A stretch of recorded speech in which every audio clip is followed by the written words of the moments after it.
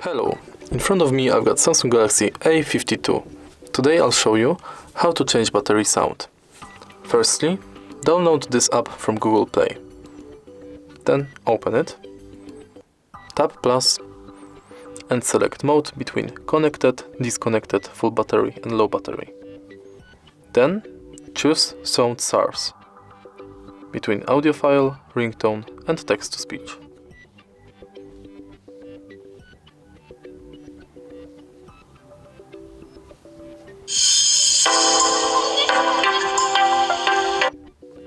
Next, ringtone,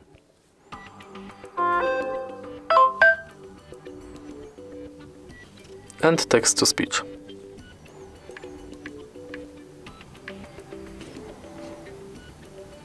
Connected. Name your function and give it description. After all, save. Now you've got your new battery sound. If you find this video helpful, please leave like, comment and subscribe.